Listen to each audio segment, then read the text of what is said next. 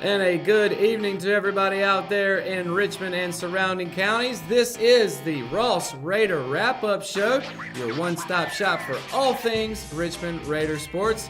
I am Matt Harrelson. Alongside with me, of course, the know-it-all of Richmond Raider sports, Dion Cranford. Dion, we, of course, appreciate it.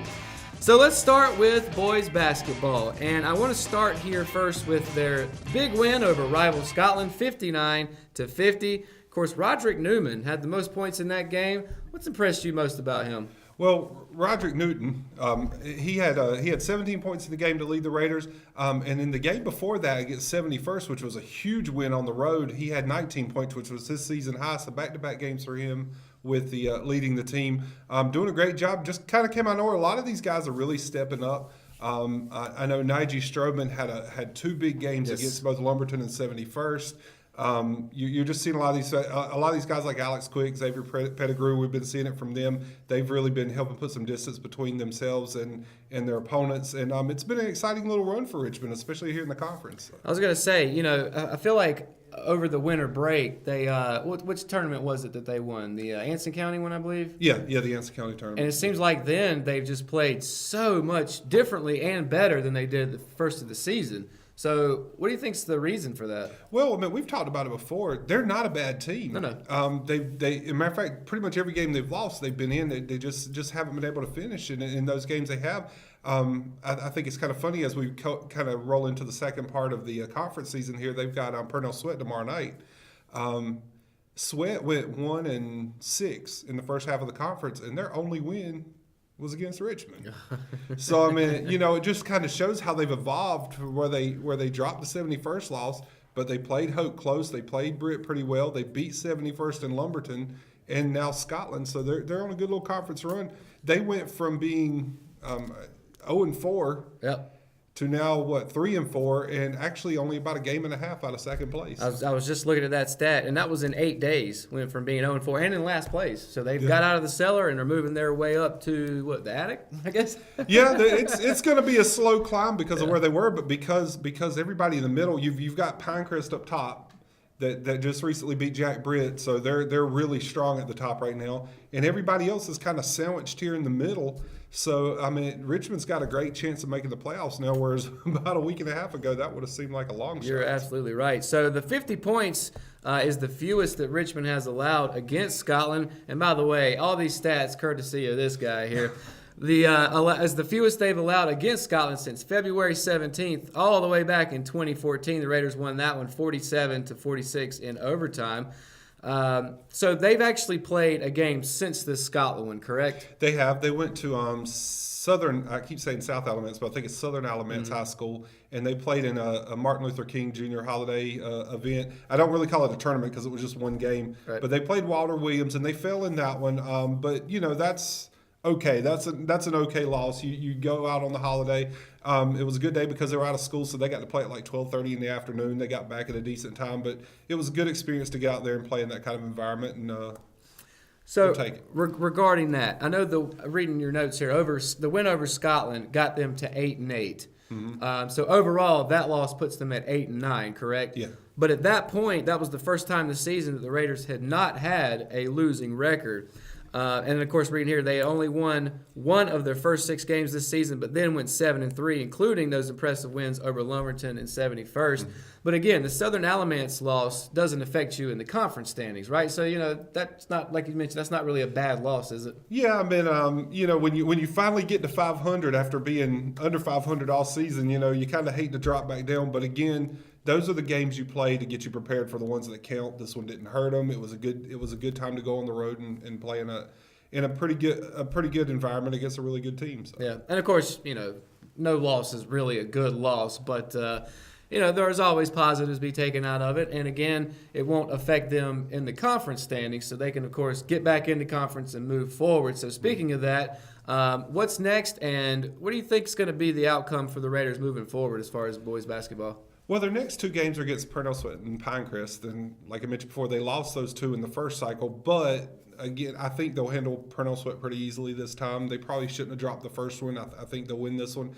The Pinecrest game, I think we mentioned on a previous show, that was a great game. Yeah. I mean, it was tied with seconds left. So and Pinecrest being the top team in the conference, that just shows you they can play with the best. So it wouldn't surprise me. That'll be at Raider Gym, so it wouldn't surprise me if they pull off an upset and win the next 2 games. But I do feel pretty comfortable they'll beat Purnell Sweat. And that would be great if they could beat Pinecrest, especially that's on the road.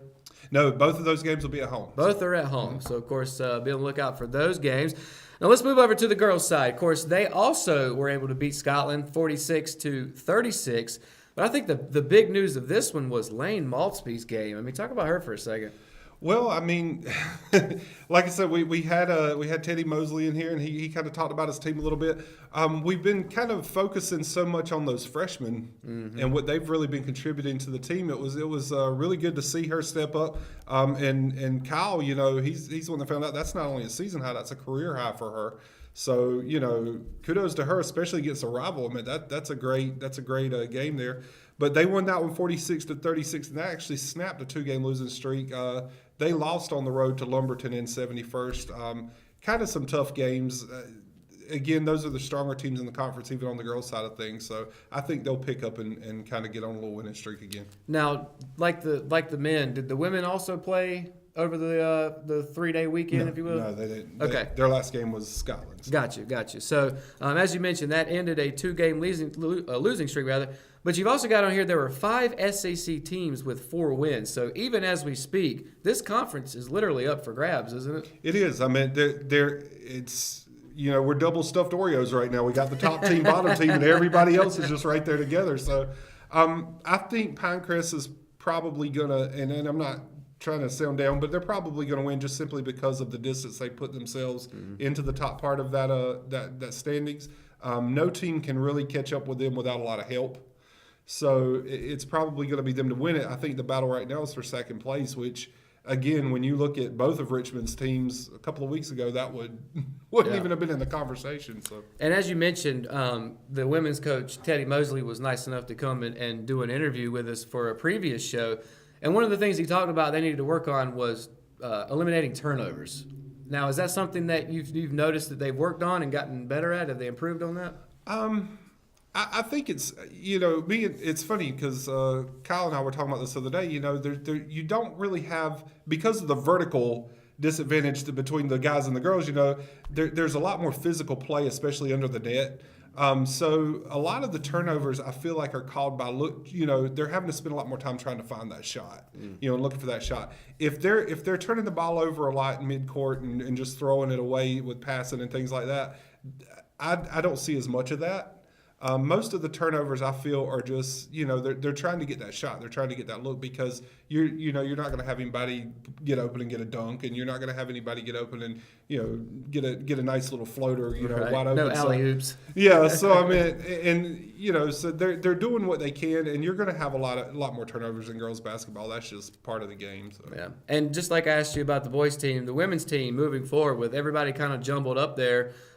What's next for them, and what's their ceiling this year, you think?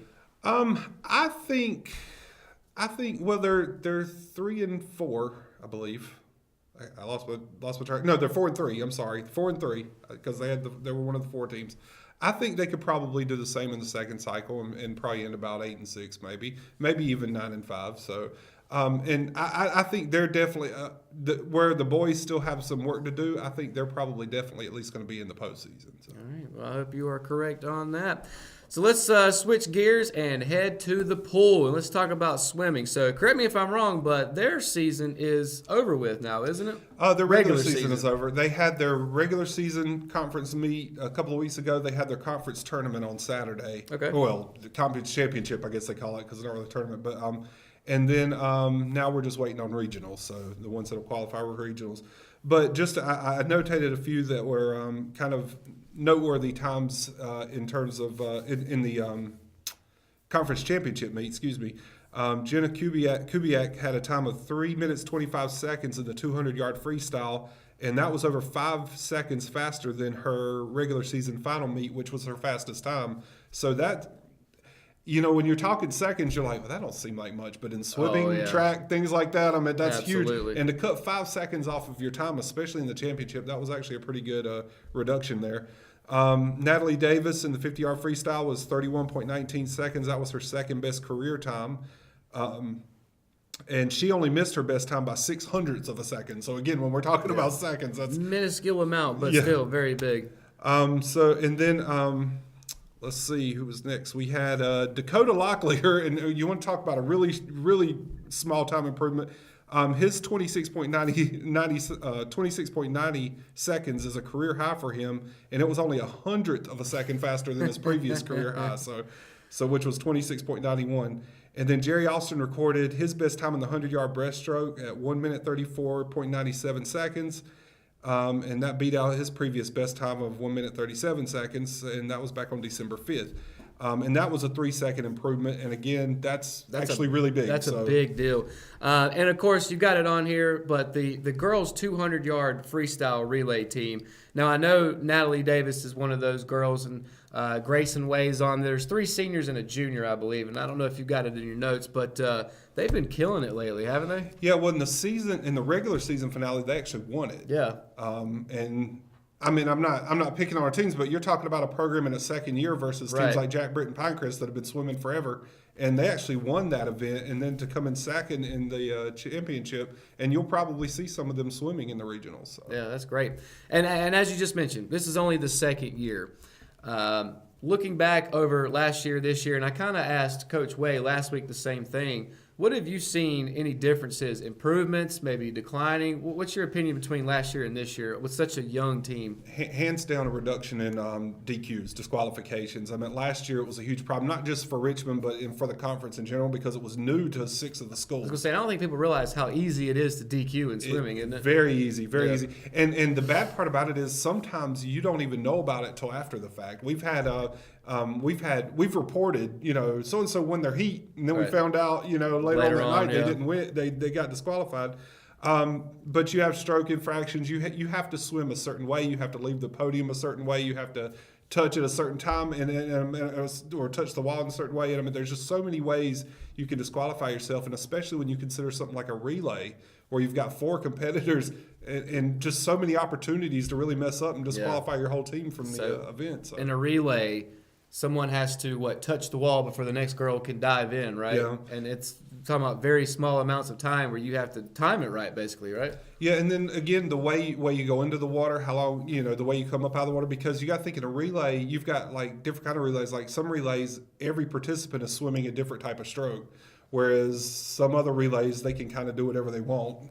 And so, I mean, there's all these different ways you have to do all these different types of movements, and Lord knows if I know what they are. I'll be watching them, and I just can't believe they can do what they can do in the water. But I'm the same way. I used to be a good swimmer, but they would all clean my clock at this point. So let's hop out the pool, let's dry off, and head back to the court, but the volleyball court this time.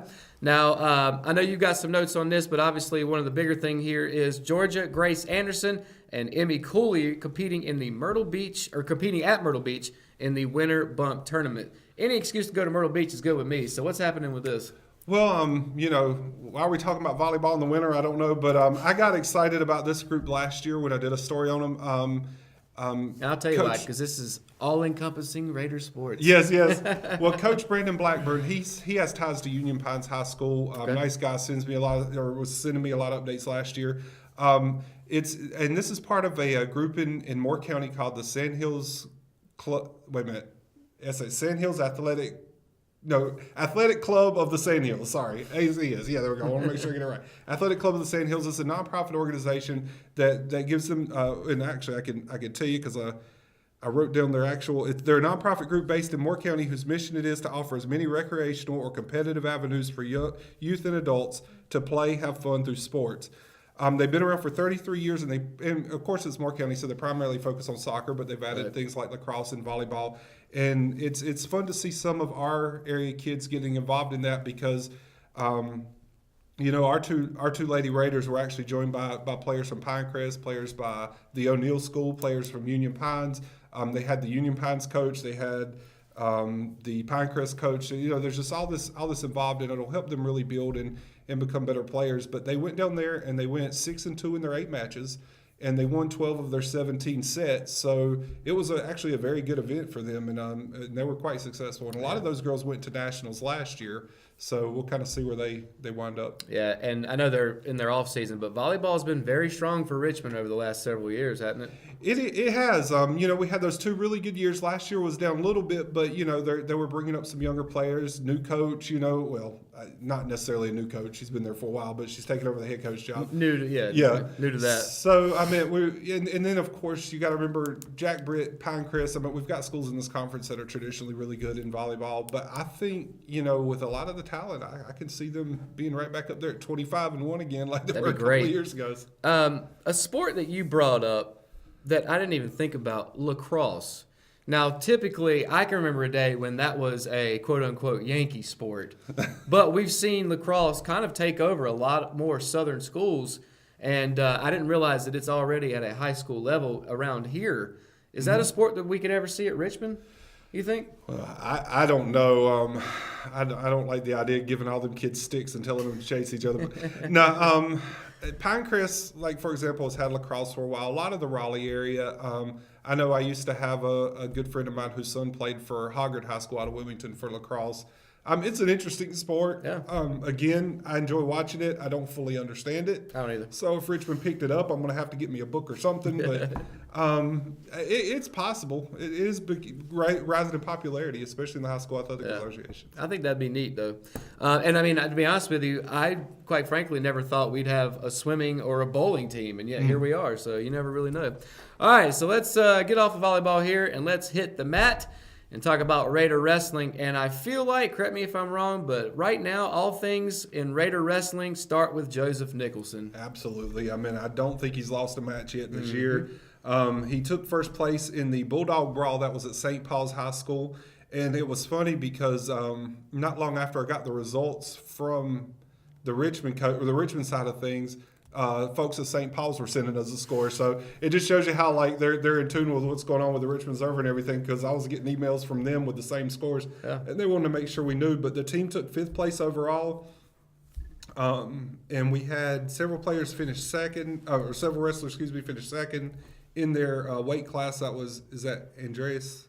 I don't want to pronounce his name. It's Andres Sanchez. Andres Sanchez. Yeah. Bryant Call and Austin Gallops all finished second in their weight classes, and then Steven Morales and Houston Owens finished 4th in their weight classes. Yeah, and between here and Live at 5, we've called Austin Gallup's name quite a few times this year too, as well as Steven Morales. So, of course, Coach Earl Nicholson is a great wrestling coach. He's been doing it for a long time, and that's why, to me, it's no surprise that his son is as dominant as he is on the mat, right? And I tell you, and he does something with soccer right now. I keep saying, I got a soccer game tonight, and he disappears. And he actually coaches or is assistant coach to my daughter's gymnastics team. So, he does a little bit of everything. He's a great coach, great guy, and he really enjoys it. You can tell he enjoys it. So that sounds like you a little bit. Doing a little bit of this, a little bit of that. All over the place, but enjoying it. So, of course, we enjoy reaping the benefits of your knowledge. So let's finish up with wrestling. And, of course, we haven't really talked Raider football here since we had Coach Till on. And that's one of the reasons why we wanted to start this show, was to show people that, Richmond's not just football and there's other sports going on. But the 2019 football schedule came out this week, or maybe it was end of last week. Yeah. And so where are we sitting right now as far as the schedule? What kind of changes can we expect? Well, I'm not really going to go over the conference teams because nothing there's really changing. Right. But as a non-conference schedule, we're keeping Butler. But we have lost the other three teams in Reagan, Wake Forest, and Pine Forest. Mm-hmm. So those are off the schedule now. And we're picking Anson back up, which I've heard some kind of hit and miss comments on that one. Excuse me, I'm sorry. Anson never has really played Richmond all that well. Matter of fact, the Raiders are 39-2 all-time against Anson, and only 13 of those games were within 2 touchdowns. But a lot of people have to understand that is a huge rivalry game. Yes. And it was kind of bad to see it go away. They've played all but maybe 4 years in Richmond's existence. So it's good to get that one back. I apologize, it's the weather. It's good to get that one back on the schedule. Just, if anything, for the gate, for the experience and being in front of a big crowd, because there's been times where Richmond's been expected to win that game by 50 points, and it was still standing room only. People just people just come to that game. So Well, it's also the fact that they're right across the PD River, and I think that them dropping down to, I think they're at 2A now, aren't they? Is one of the bigger reasons for us not playing them in football. But even when I was in high school, we played them in football. We played them in baseball. I remember having to play them when I was playing. And I agree that I'm excited to hopefully reignite that rivalry with them. Now, so far, that's for 2 years, right? We go to their house and they come to our house. So, honestly, I don't think we'll have any trouble with them. But again, I think that'll be beneficial not only for the Raiders to be able to pick up a win, but like you said, at the gate, too. Yep.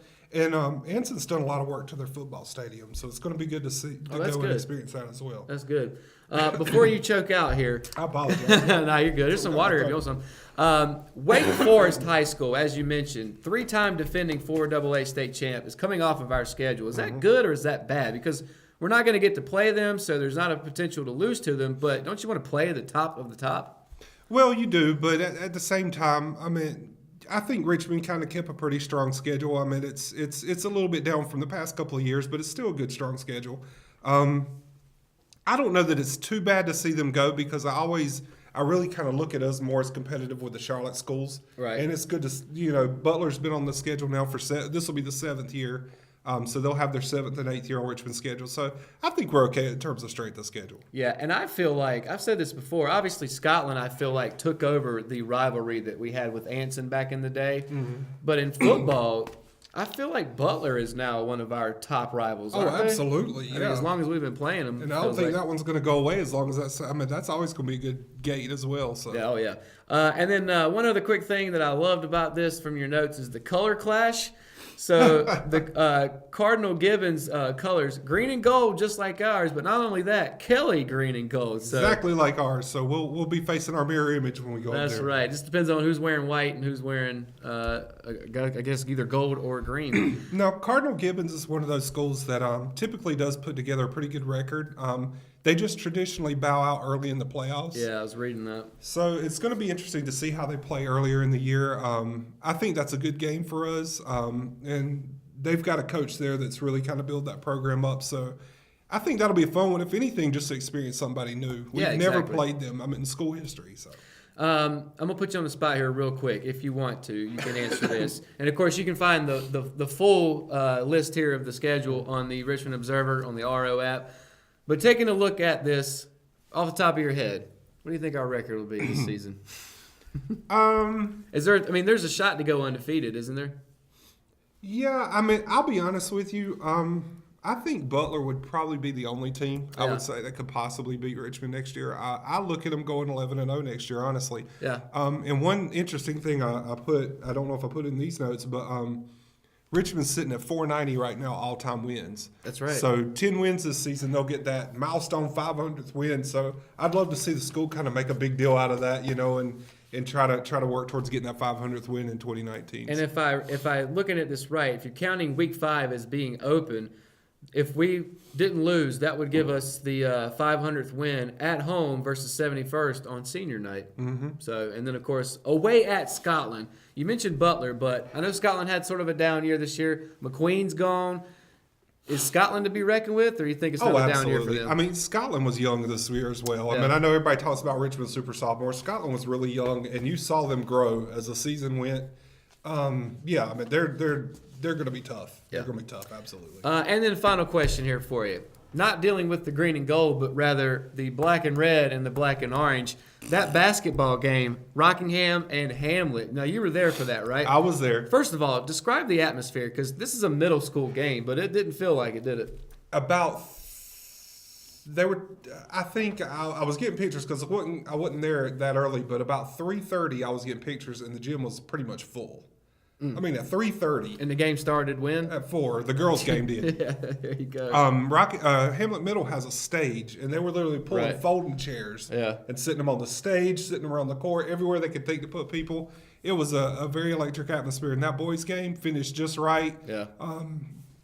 Excuse me, Rockingham won by 3, but Hamlet had a 3-point shot about half court, just rimmed out. Yeah, it was a great ending. So. Did you go to either Hamlet or Rockingham? I went to Hamlet. That's why I went. Oh, okay. Well, I went to Rockingham, and sometimes people forget, because we all end up being Raiders if you stick around. Yeah. But I feel like after we all graduate, we go back to that Red Ram versus Rockets rivalry, don't we? At least when they meet, absolutely. And of course, before 1972, it obviously was a huge rivalry before Richmond Senior became Richmond Senior. So but again, I just love the when there's a big time atmosphere, even at a lower level game like that. I think it just goes to show you how passionate people are about sports of all kinds here in Richmond County, and they get behind their teams. So, and what's cool is these kids know each other. Yeah. They're actually high fiving each other during the game. Oh, they want to take each other down, but they know each other and they hang out afterwards, so it's fun. All right. Well, that's going to do it for this edition of the Ross Raider Wrap Up. Of course, encompassing all things Richmond Raider sports. So stick right here next week for another edition of. Of course, you can catch all of this across all of the Richmond Observer's many platforms that are free, FREE free. Deion Cranford, sorry, go ahead. I'm trying to get whatever this is out by next week. So we'll get it out. Deion Cranford coughing it up. I'm Matt Harrelson. We'll see you right back here next week. Have a great week.